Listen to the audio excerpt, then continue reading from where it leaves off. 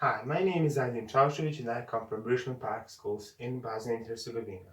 I'm here to present you the visitors from PlasticOZ. When they were firstly introduced in the 1950s, no one expected the biggest pollutants today to be made. Of course, we're talking about plastic bottles. Today, over 1 million plastic bottles are bought every 5 minutes, and that number is to increase by 20% by the end of next year. Most of those plastic bottles end up in our oceans and in our landfills, which is not sustainable at all. So will humanity continue to use one-time plastic bottles and destroy the ecosystem that we have, or will it turn to more sustainable solutions? With the visit from PlasticOZ, both is possible. The visit from PlasticOZ is a thermal isolation system for objects, which is based on recycled plastic bottles.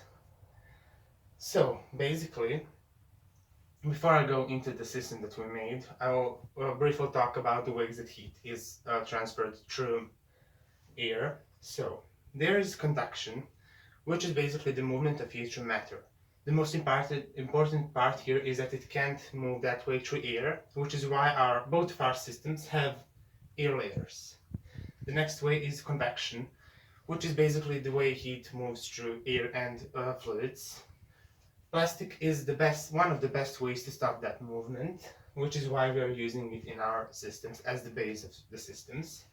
And radiation, which is something that no isolation system today tackles.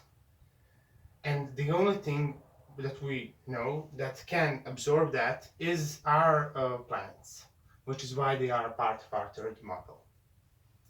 So what we did, we melted plastic bottles and made planes out of them, cut the planes and made those isolation systems.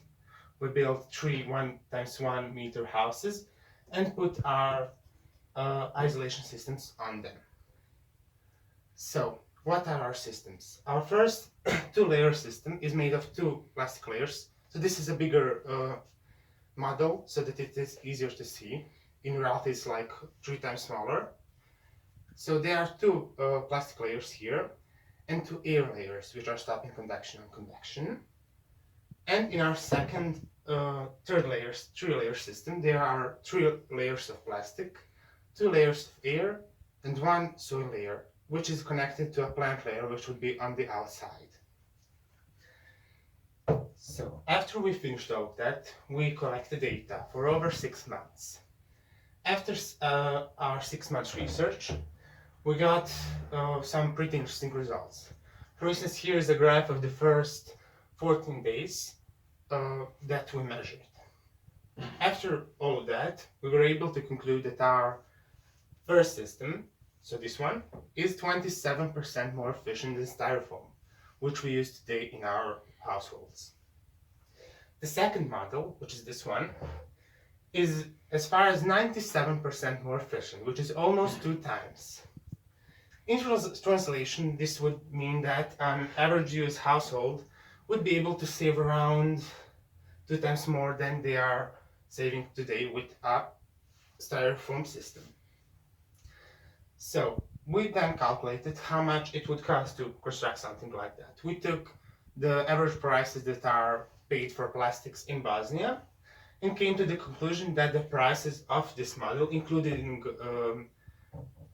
trade margins, would be pretty similar to the styrofoam prices in Bosnia, which means that we have a product which is the same price or even lower if we would go to a larger scale, which is more efficient and which is eco-friendly.